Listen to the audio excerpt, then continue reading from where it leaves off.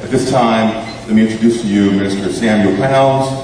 He will come and he will deny the proposition and the things that have been stated by Elder Henry. Minister Pounds is the senior evangelist here at the Hilltop Church of Christ. At this time, Minister Samuel Pounds. Amen.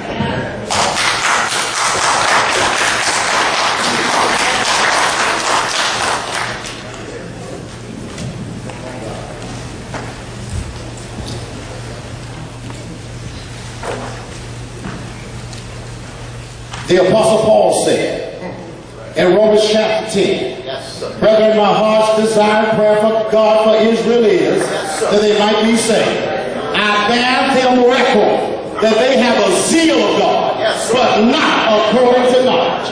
For they being ignorant of God's righteousness have not submitted themselves unto the righteousness of God.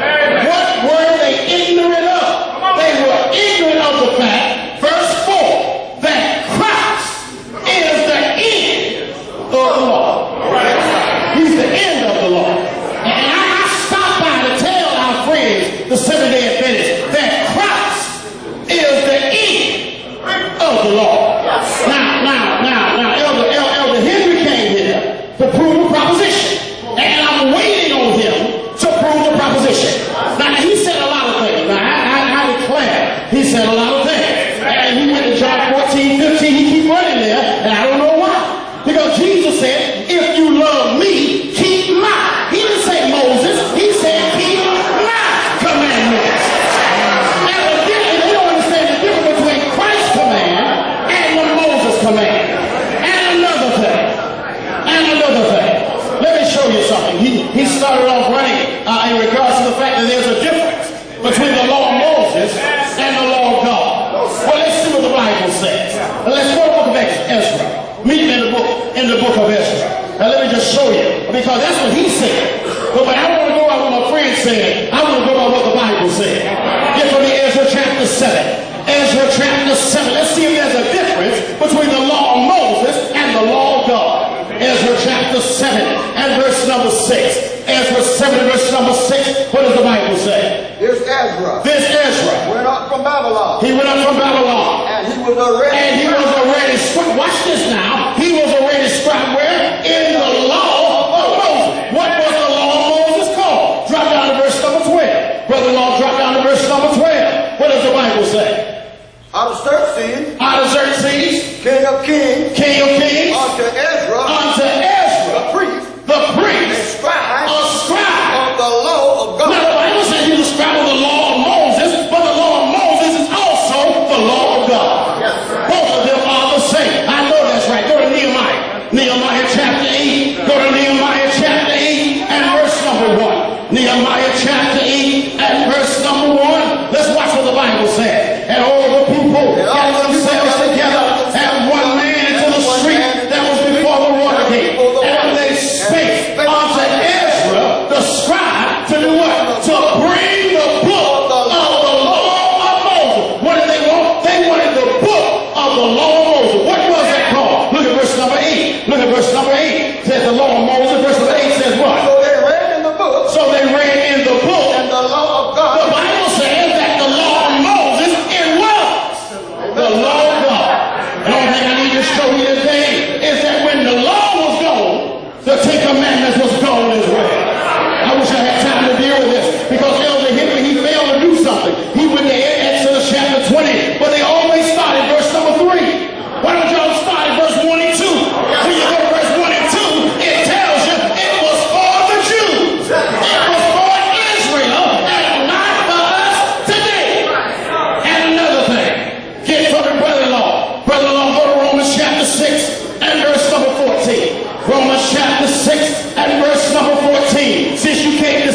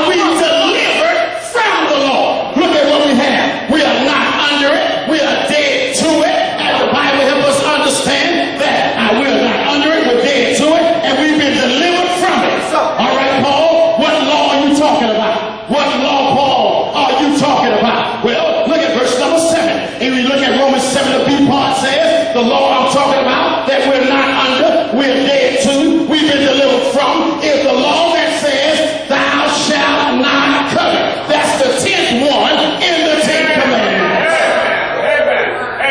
And another thing. He mentioned this, I'm glad he did. He mentioned that it was a covenant. He said that the 10 commandments was a covenant. And he got that correct. It was a covenant. But I want you to understand, because if you go by what my friend is saying, he's trying to tell us in regards to the fact that this covenant, that God evidently, from Sinai, he had more than one covenant. Well, let's see what the Bible says. Did he give them more than, go to Galatians chapter 4. Galatians chapter 4 and verse number 24. In Galatians chapter 4 and verse number 24, what does the Bible say? Which thing? Which thing? Allegory. Allegory. Come on. These are the two covenants. Because the Bible says, watch this now. These are the two covenants.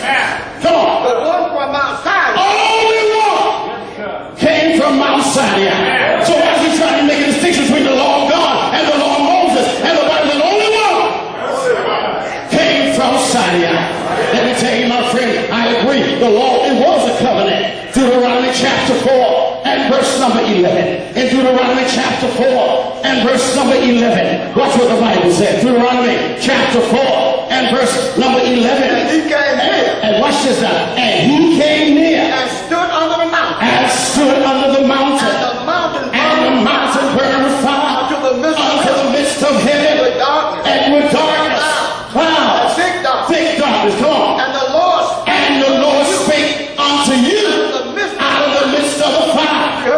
You heard the voice. Come on. But saw no similitude. But you saw no He similitude. heard a voice. Only you heard a voice. And he declared unto you And watch this. And when that happened, he declared unto you his covenant. his covenant. What was his covenant? Which he commanded you to perform. Even the 10 commandments. The 10 commandments was a covenant. But the Lord said, get from me Jeremiah 31 and verse number 31.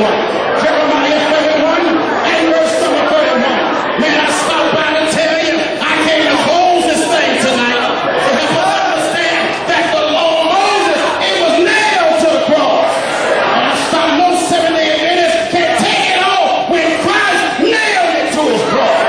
The Bible said in Jeremiah 31 and verse number 31, what does the Bible say? Behold, the days coming, saith the Lord. Come on. I will make you I will make a new covenant.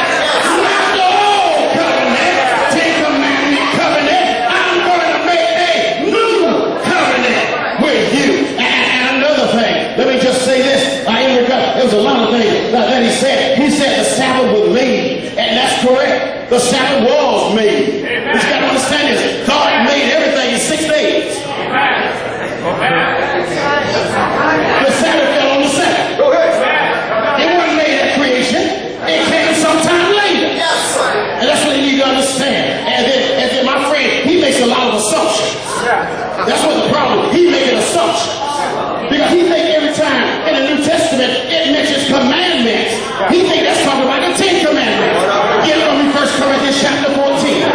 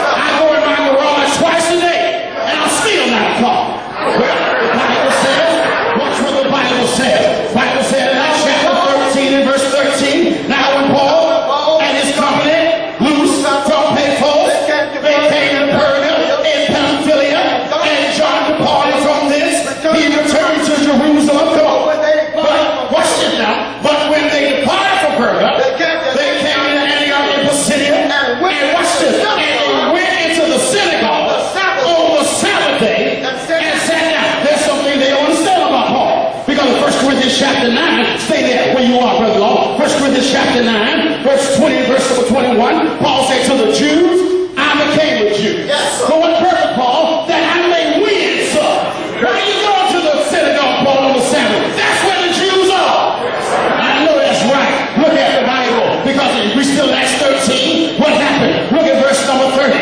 Acts chapter 13, verse number 30. When Paul went in there, what happened? When Paul went in there.